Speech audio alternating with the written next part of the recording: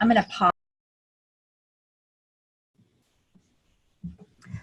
Well, good morning, everyone, or good afternoon, depending on which time zone you are in, and welcome to our virtual volunteer Leadership Academy.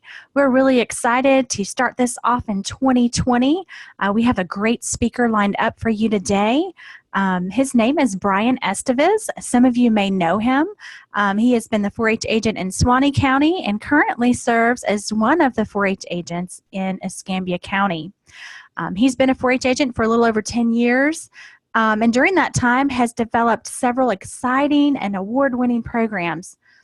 He's also worked with some amazing, passionate volunteers who lead programs in STEM, healthy living, and citizenship. So without further ado, I am going to actually there's a few housekeeping items. If you've never been on Zoom webinar platform before, if you have a question, or would like to ask a question, if you have audio, you can raise your hand and we can give you permission to talk, or you can simply chat your comment or your question in the chat box. And you can either send your comment to all the panelists, that would be like the presenters today, or you can send it to panelists and participants, which are other volunteers across the district of up here in the Panhandle. So without further ado, I'm going to turn it over to Brian. All right, welcome everybody. We're excited that you're here, and we're going to talk today about 4-H county events. Hopefully, many of you are in a county that has a county events program, but county events is one of the best all-around programs for youth development that 4-H has, and that just really is great for learning for our youth. We want to make sure that you know that we have a poll down at the bottom of your Zoom platform where you can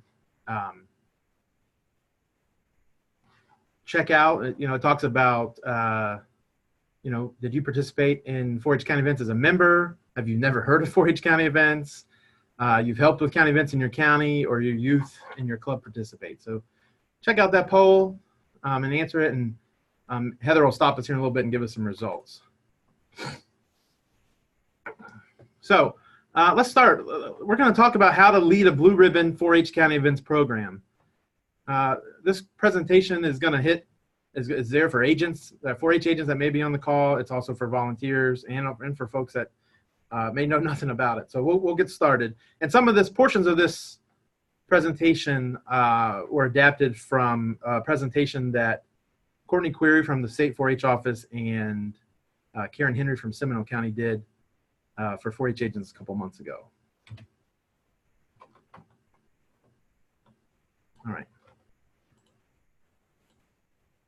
All right, so 4-H county events, what we're going to talk about, just why should youth participate, what are county events, and how can you help them be successful.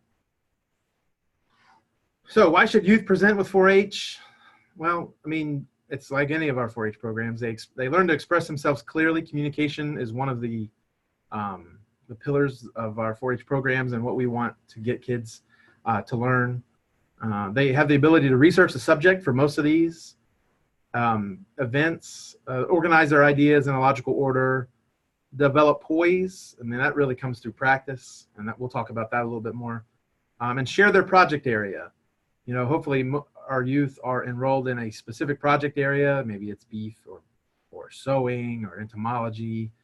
It could be, a variety. We have a lot of projects, but hopefully they're getting up and sharing their project area. If you look at this photo here, this is my man Ramey. His club does a lot of cooking, and he's in a cooking project, and he is sharing how to make scrambled eggs for one of his county events programs. All right, let's move on and get talking about what are the events. So if you have no idea what county events are, some people may call them a county showcase, or there's maybe some different terms throughout the state, but just the county events program are composed of these different events. Demonstrations and illustrated talks. We'll get into kind of what's the same and what's different about those in just a moment. A public speaking contest, Course speaking events, which kind of is a combination of demonstrations and public speaking. Share the Fun, which is a talent show, photography, and graphic design. So we'll talk about all these briefly, and then we'll move forward.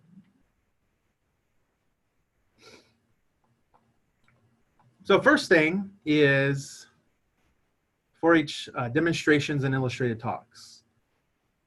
What are these? These are basically speeches with props. This is the best way to simply tell you what it is. There's some slight differences we'll talk about. Demonstrations is doing something. You're showing how to do something. So my man Ramey is showing how to make scrambled eggs. That's a demonstration. Whereas an illustrated talk is talking with visuals, typically, but not always, is with a PowerPoint. So if you look at this picture in the slideshow, this is Jessica, and she is talking about meat science, meat judging, and she's using a PowerPoint presentation for her illustrated talks. In 4-H, especially in the, for county, district, and state, we really lump demonstrations and illustrated talks together. So really, there's one category. The categories for these are all the same. So there's really no difference. We just kind of lump them as 4-H demonstrations and illustrated talks. The thing about this one is the competitors, you can have an individual by themselves or a team of 2 only. And those are 2 different contests. So you have individuals are competing against individuals and teams are competing against teams. The time frame for these, juniors and intermediates, are 3 to 12 minutes. So there's a pretty large time frame there. And then seniors are 5 to 12 minutes. So they got a little bit shorter. Most of the time you have you have kids that are kind of flirting with that 3-minute range. I've had a senior flirt with the 12-minute range before, but that's kind of where they are in there. In my county and Escambia out west, we also let Cloverbuds participate, not compete, but they get to participate, and their time frame is however long they want to do it. You know, they'll get a participation ribbon, but just a way to start recruiting kids to do more. So last year, most of our Cloverbud demonstrations or illustrated talks were about their animals. So we had speeches on puppies and goldfish and all kind of different animals. One of the questions I see is were demos and illustrated talks combined or separated at 4-H University? They're combined. It's the same. They're in the same room. There's really no difference. So I wish it just had a different name just to combine both of them together. Good question. All right, let's move forward. So that's demonstrations and illustrated talks. Now, there are different categories. We'll get to those a little later on, but there's animal science ones, plant science, communication ones, healthy living, science. I'm sure I'm missing a few, but there's a lot. And then within those big categories are subcategories. So there'll be a lot of different rooms, especially at the state level, to compete in. All right, we're going to move on to the public speaking contest. This is a speech without a prop. It's talking only. The only thing that they'll have are note cards and maybe a podium. That's kind of up to the organizer of the event. But there's no props or aids, so they're different than demonstrations and illustrated talks in that way. And the topic is 4-H related, 4-H related subject, and or 4-H must be mentioned. One of the things for public speaking and demonstrations and illustrated talks that we just talked about are we want kids to talk about their project. However, that doesn't always happen. Sometimes we want our kids to just get up and give a speech on something that they know about. You know, if they're passionate about Legos, I'd rather get a kid up there and talk about, make a little Lego creation than get up and talk about, something that he doesn't really know about. So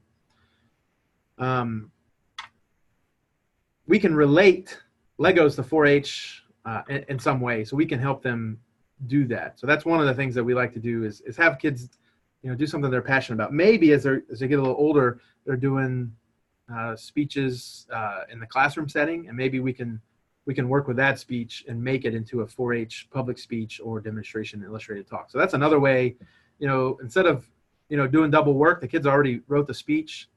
We just tweak it just a bit, and we can make it fit in one of our one of our categories for county events. That's a great and easy tip on how to get kids to do something, especially if they've already done it. Just say, hey, you've already written this thing. Let's just modify it just a bit, and you'll be ready to go for county events. For public speaking, the state winner can compete in Denver at the Western National Roundup, which actually just happened last weekend. For competitors, it's individuals only in public speaking, and juniors and intermediates have a narrow time frame, 3 to 7 minutes. Seniors are 5 to 7 minutes. We're going to talk more about horse in a minute, but their speeches are 8 to 10 minutes, kind of a very narrow window. That one's a tough one to hit. We'll talk about horse in just a moment. Actually, right now. So horse speaking events, in demonstrations, there's a horse subcategory. Demonstration and illustrated talks, there's a horse subcategory. And in public speaking, there's a horse public speaking contest. And both of these areas can compete at county and district events. But the state competition for these horse events are at the horse events in Gainesville, which is normally like the third weekend in June at the Animal Science Building in Gainesville. And these are not at 4-H University, so I just want to kind of make that clear. And the registration for this one is through the Department of Animal Sciences. Wendy Taylor will usually send something there. The state winner for each category moves on to regionals, which is in Perry, Georgia, and then from there they can move on to the national contest in Louisville, Kentucky, which is pretty cool. So the demonstrations and illustrated talks and demonstration and illustrated talks end in Gainesville. Public speaking can move on to Denver, and horse public speaking can move on eventually to Louisville, which is pretty neat. And Brian, I don't know if you can see the chat, but there was a question, are demos and illustrated talks combined or separate at 4-H University? Yeah, we hit that earlier, but they're both combined at 4-H University. Awesome. So they're the same room. All right, thank you for that. So that's enough with horse public speaking. If you want to find more information on this, check out the UF Animal Sciences website under youth and under horse, and you can find all kind of things on there, or go through the Florida 4-H website as well. And we have a resource sheet that will give you all these links that you can get at the end of this presentation.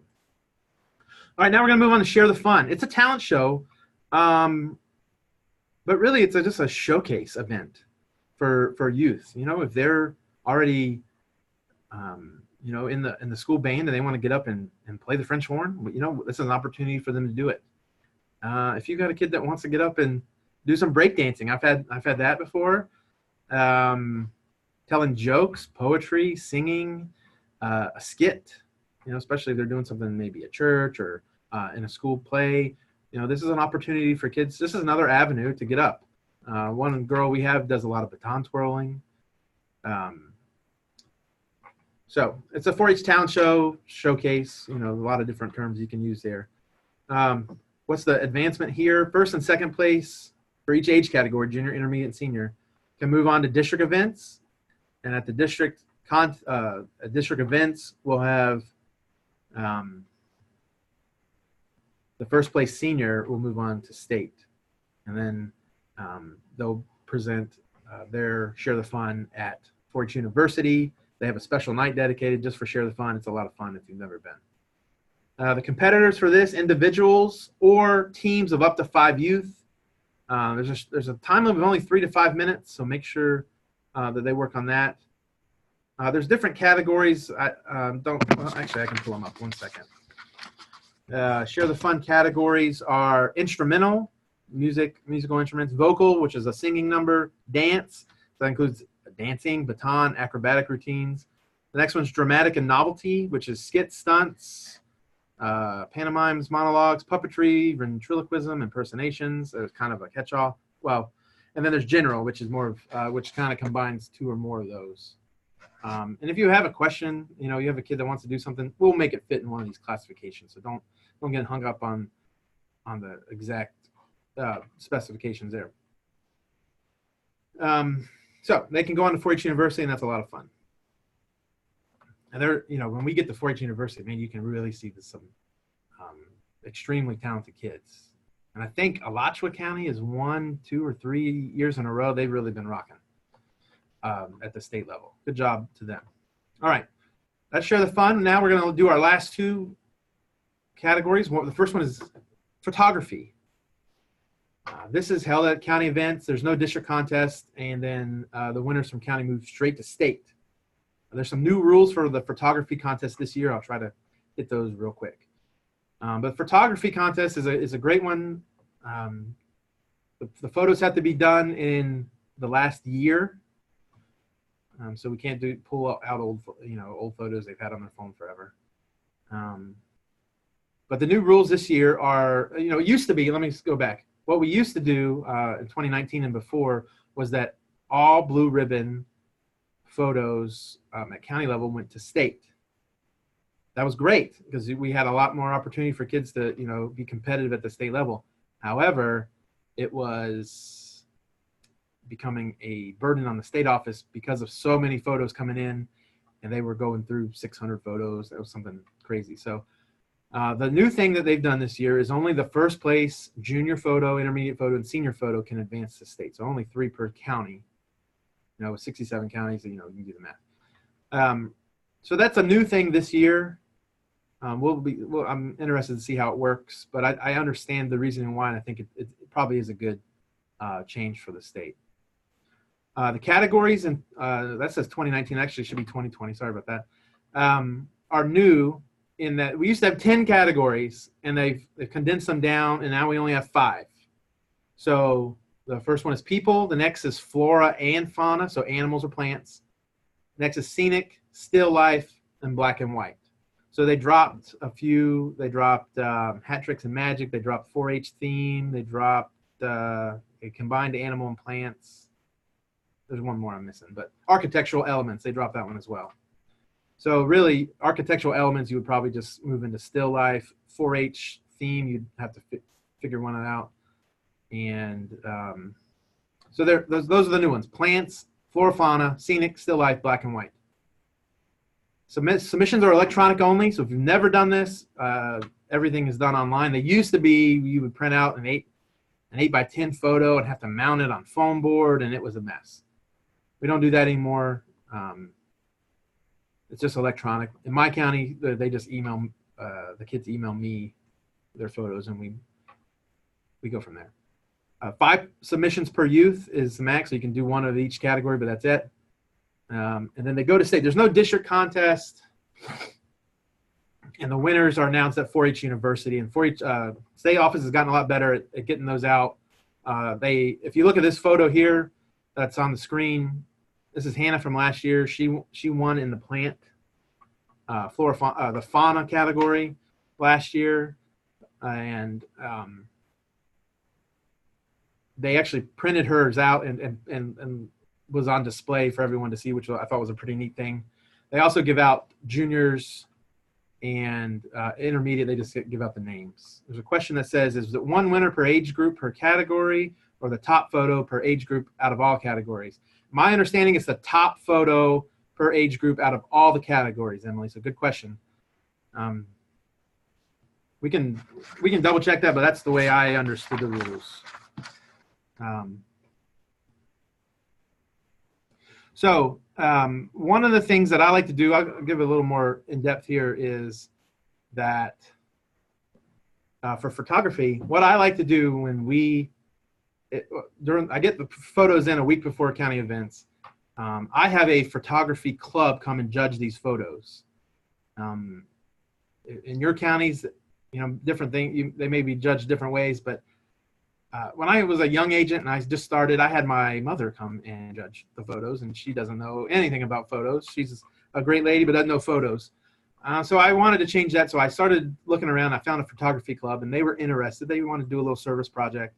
So they came out and started judging. And I've done that every year. When I moved out here in Escambia County, we found a local photo club as well.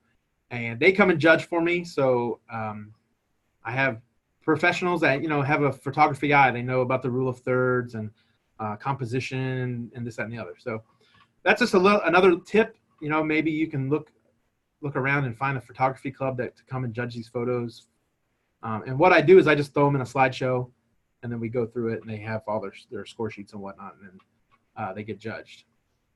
Then what I do is I take that slideshow and I use it for the day of county events, and I have it just running on loop so that people can see the photos. Since they're not printed out anymore, I want to be able to show them off. So before and after our county events program, this slideshow is running so there people can see all the different photos that were done by our youth. So it's a neat little, it's a small little way to display those photos. And then for district events, what I'm going to do this year is just the top photos for each county will be on a slideshow, and we'll run those at district events as well. All right, that's photography. And the final is graphic design. If you've been in 4-H for a while, this used to be the poster contest. That's gone away, and this is kind of more with the times, is a graphic design contest. This is held at county events only. Well, hold on. County events, there's no district contests, and the winners from county events go straight to state. Only the first place, junior, intermediate, and senior advance to state, just like the photos.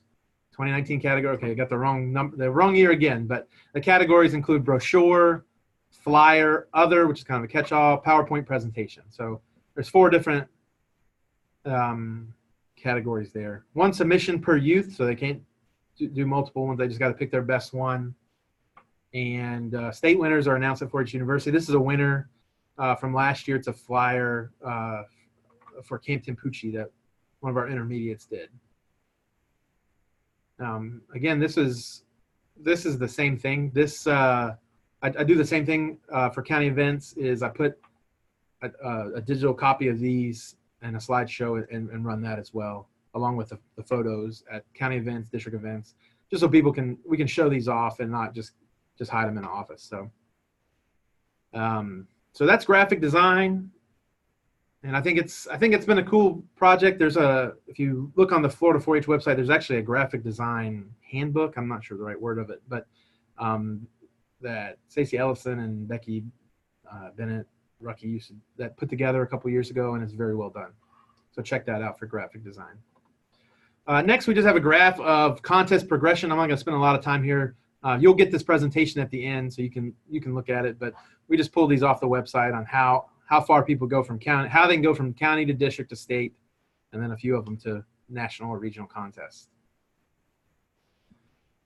So that's kind of all the different events that we have in county events. Now let's talk about running a successful county events program. And again, there's lots of different folks on this, from agents to volunteers to newbies to youth to whoever. So some of this may be relevant, some may not, but still things to think about, and you can take some of this information back to your county and say, hey, I want to try to revamp our county events program by trying some of these tips. The first is advanced planning. Get the dates out, in advance. I have mine out at least 3 months in advance, sometimes more. And also getting registration. So making sure that you have concise, clear forms to get things registered. I still use paper forms that are just emailed to me or dropped off at the office. I know that Alachua County does Eventbrite because they've been popping up on Facebook. And other counties may have some sort of combination between. So make sure you have a registration, some sort of easy registration for people to do, and make sure it's nice and clear for them to fill out. Make sure you get those dates out well in advance. One of the things that I do also in advance is make sure that I, as the 4-H agent, am communicating to our club leaders and volunteers about the benefits of county events and encouraging them to get their youth to get up and do a presentation in the club meeting, about something, about their project.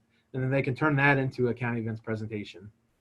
Or at county council meetings, I encourage those kids, be thinking about your what you want to do for county events. Be thinking about this. And especially, like my county council officers, it's one of our expectations at the beginning of the year when we meet.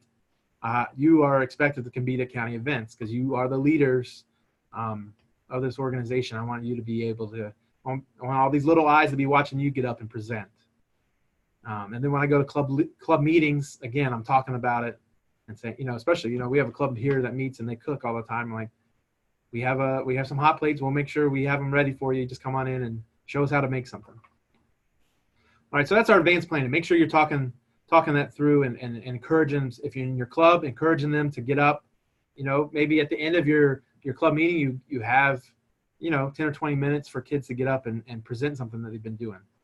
That's an easy way to get them started.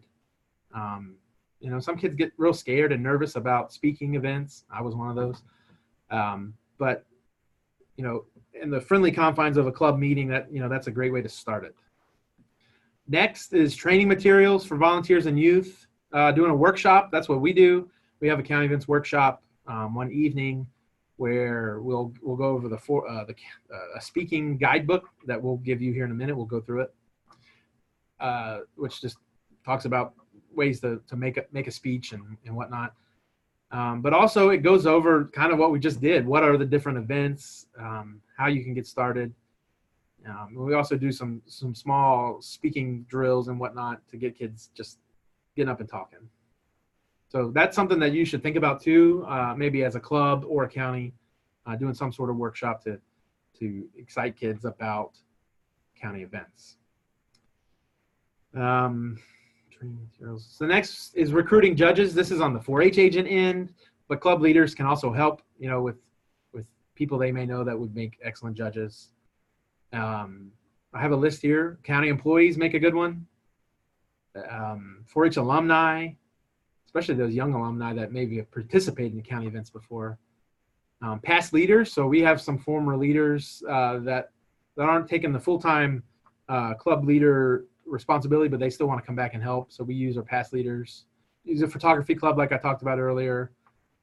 HCE groups, they're master gardeners, master naturalists. Those type organizations that are already at the extension office, those are great resources for judging at county events. You can use your mom if you want, but I advise against that. Contest preparation. Now let's talk about this. This is kind of my thought process as I'm putting together county events, and I spend a lot of time on this because I want to have a great program for our youth and a good showcase for their talents. First is finding those judges. That's in the weeks before, and then making sure I'm very clear, communicating clearly to those judges. Maybe I send them their score sheet so they can look over it in the mail with a thank you letter. When the judges arrive, I want to have judges packets for them. So inside that packet will be all the score sheets they'll need. I go ahead and label all of those in the order that the kids are going to speak, just to make it run a little bit smoother. One of our secretaries puts them down, fills out everything on a sticker, and we just put that sticker right on top of the score sheet, so it makes it a little easier. Each packet is labeled with the judge's name inside. At each table that the judge is going to sit at, we have a little card with their name, a bottle of water, a pencil, 2 pencils, and maybe a snack or granola bar or something that we have ready for them, just so that they're comfortable and ready to go. We give out those packets at an orientation. That's one of the things that we have to do, that I like to do, is just to make sure the judges are familiar with the card. So you can send that out in advance, which is helpful, but also just going over it at an orientation. It doesn't have to last for a long time. It just has to get everybody comfortable on the same page. I pair the judges together. I try to have 3 judges per room or category, however I split it up that year. Just depends on numbers of kids. You can see in this photo here, I think these judges were doing Share the Fun last year, but they have all the things they need at the table, and they're up front and center. There's no volunteers or youth sitting around them kind of looking over their shoulder. That does kind of depends on your room size and types, but that's what I try to do for our judges. So making sure that the judges are ready to go. I like to have 3 judges per event. I'll go with 2 if somebody drops out or I just can't find another one. I like to have 3 so you can break ties. I'd also have on here room monitor packets. I'd like to have a room monitor, which is typically an extension staff person, who is just at the door, making sure nobody's coming in and out of the door during the presentations, who's introducing the kids, maybe helping them get their PowerPoint pulled up, and who's just making sure it's keeping the time, making sure we're running, making sure the judges are comfortable in their room. So having a room monitor does help. Signage, we have a big complex here, so we have a lot of signage to, this is the animal science room, these are the speakers, this is the order, these are the judges. It helps, make an event run smooth so people know where they're going, especially if a kid is in, or a kid is in 2 different rooms and the parents running from one room to another. Just helps to have good signage up at your event. Depends on where you're at, depends on the number of kids. For ours, which was a pretty big county events program, we had 36 kids doing like 70 different events last year. It helped. The signage was helpful. If you have a small county events program, not a big deal, but some signage with the clover on it is helpful. Equipment, let's talk about that quickly. Making sure these rooms are set up for kids. If it's a demonstration / illustrated talk room, making sure there's a projector, a screen, a computer, power cords, all that stuff in there. Also, I like to make sure there's an easel in each of our rooms, because you're never quite sure what the kids are going to bring. Speaking of that, I do have, I encourage kids to come and practice and, see the room they're going to be in if that's possible for your location.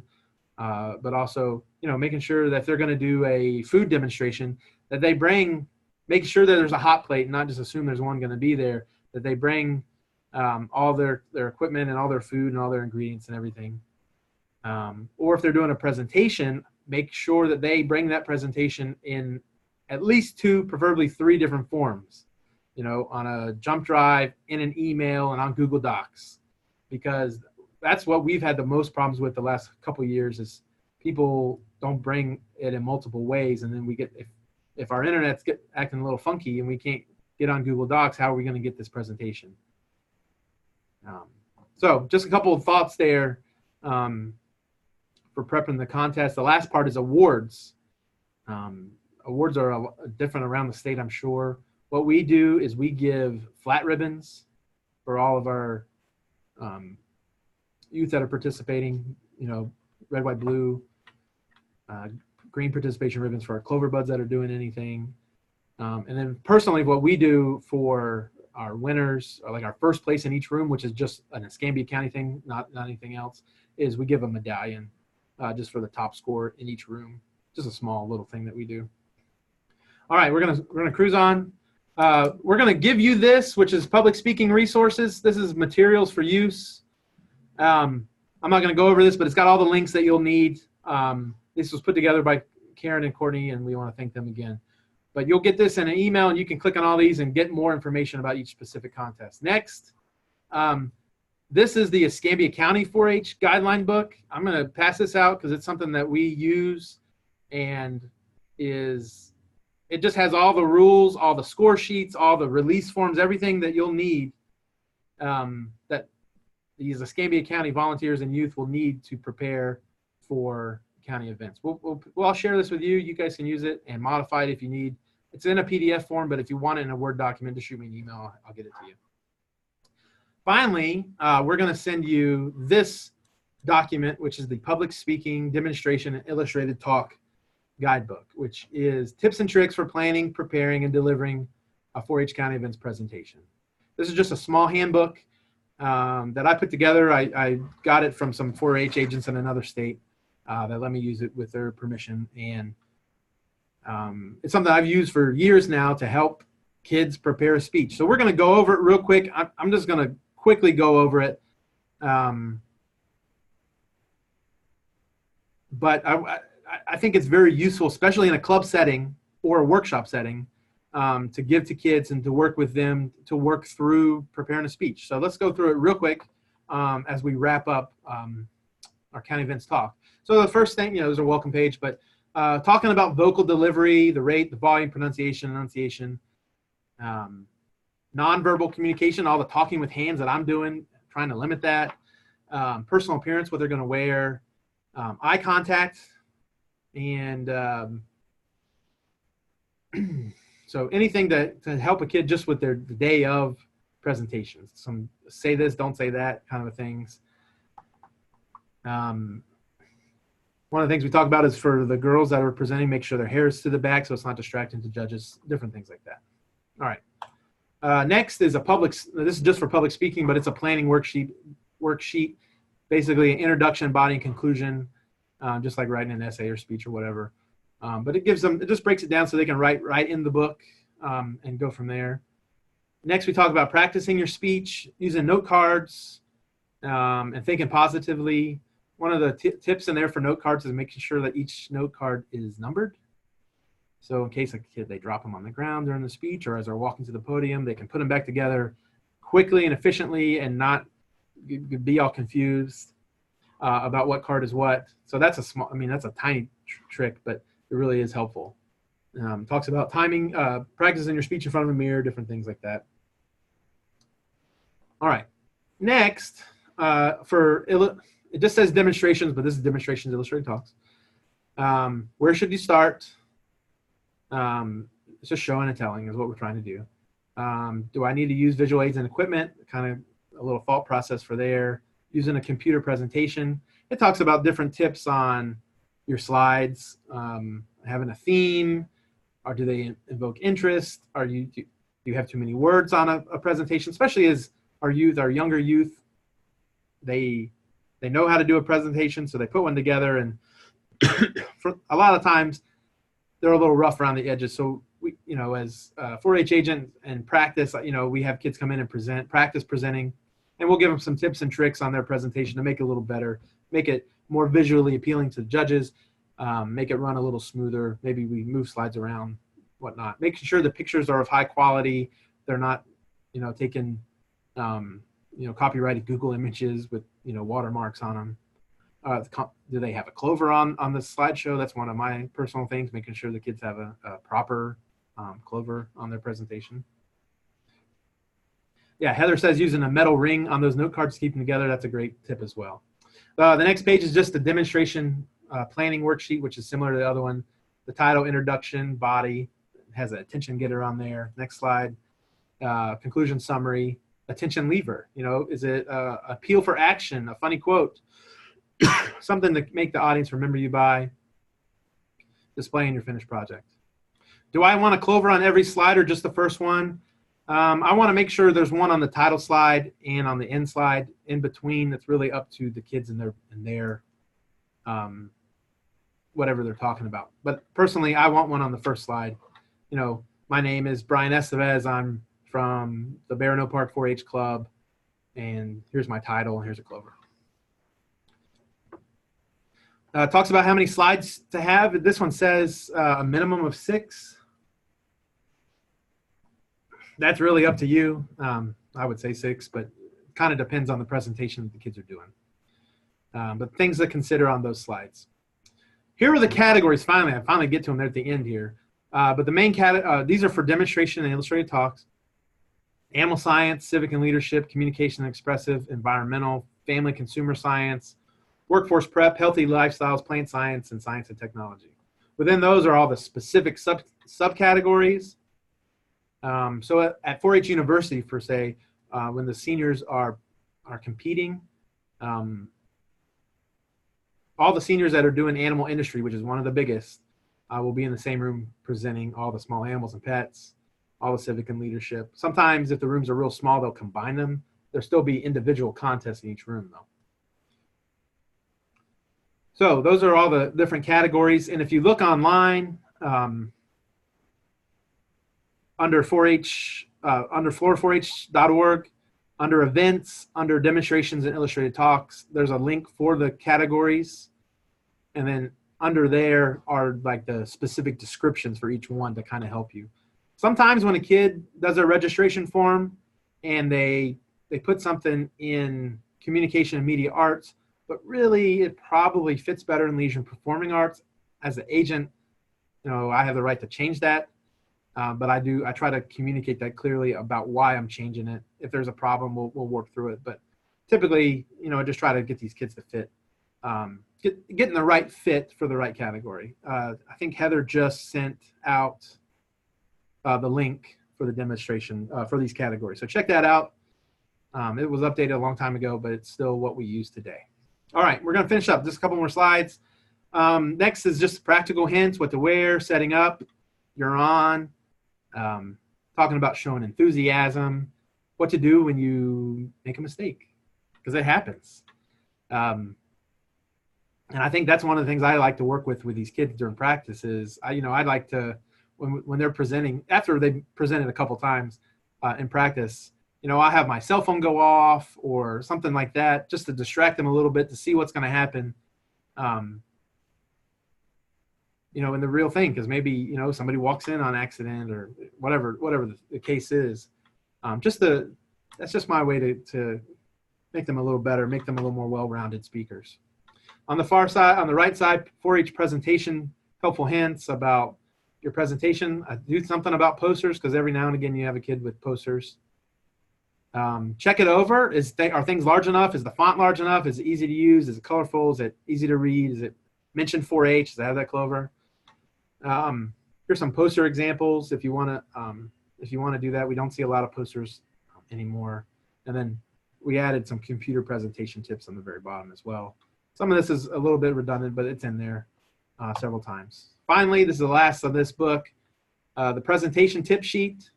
Kind of, are you doing an illustrated talk or a demonstration? Again, it doesn't really matter, but just so you can properly explain what you're doing. What are the differences? What are the same? Here we have our contact information. If you want to use this for your own county and you want to change out logos and contact information and whatnot, we can definitely do that for you and get that Word document. You can modify it to your liking. Finally, this is it. Now, hopefully you can lead your own Blue Ribbon 4-H County Events program. Hopefully you've learned why we do it for these kids, why just learning these communication skills is important and getting up and presenting in front of their peers. Hopefully you've learned about what are the different 4-H County events, with demonstrations, illustrated talks, public speaking, horse events, share the fun, photography, and graphic design. And then finally, you've learned some tips and tricks on putting on your own 4-H county events program in your county, either helping your 4-H agent, if you're a 4-H agent, putting it on. And maybe it's a new 4-H agent here that has no idea what county events is. These are some tips as well. But one of the, just make sure that you're very positive about this. You're very encouraging to these kids to get up and present, and just try to make it as easy as possible. If you have a kid that's brand new and is so scared, doesn't want to do a speech, that's fine. We have a photography contest. I'm sure they have a cell phone they've taken some pictures with. Talk to them about, this is an easy way to present, to participate in county events, and really encourage them to come to the award ceremony so they can see all the other kids getting their ribbons. That's an easy way to kind of gain excitement for these kids so that they can hopefully in the next year, do a demonstration. And then the next year, maybe they'll get up and do a demonstration and a share the fun. One last thing I want to say quickly. Well, Heather Kent's got on there some documents from other states that you can print and use in your clubs, which was great. One's from Montana, one's from Purdue, brown bag demonstration. So they have some great resources as well. So check those out. And just, I encourage you to do county events. It's a great way to get more kids involved and get the kids that you already have involved, get them, to advance a little further with their communication,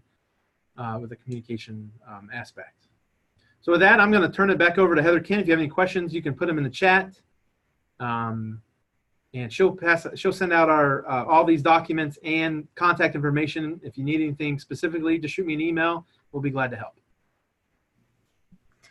All right. Thank you, Brian. We're going to just take a minute and let people think about their questions. They can put them in the chat box. That's a great presentation. County events is a very, very worthwhile way to get kids interested in and better at communication, which is something everyone needs, right? So I can tell you a little success story as people are thinking of their questions. I had a young 4-H'er in my county who was extremely shy. She wouldn't even look at you in the eye. She always had her hair in her face. So her first year, she did the photography contest, and she won, and she got contests. So that the next year she did, I think, graphic design, and she won. Eventually, she worked her way up into public speaking. So it was a gradual process, but if you have youth like that in your club, think about getting them started with something where they're not going to have to be in front of a group, where they can build some confidence but still communicate about their project. And eventually, they'll be encouraged to try something like a public speech or a demonstration. And I love the demos because you can do that as with a team of 2. So it's a great way for someone who is kind of shy to partner up with a friend and do it together, and that really helps calm their nerves. So I don't see any questions in the chat, but I do appreciate each of you joining us today. We'll be sure to follow up with these resources. When you leave the webinar, you will be prompted to take a really quick survey. It's only 2 questions. We'd love to get some feedback from you about whether or not this Zoom was easy for you to use, and also what you thought about our topic today. So we appreciate everyone, and we hope to see you back next month in February to talk about 4-H portfolios. So county events, participation in county events does tie into portfolios, and that is what you submit to apply for scholarships and trips in 4-H. Y'all have a great day.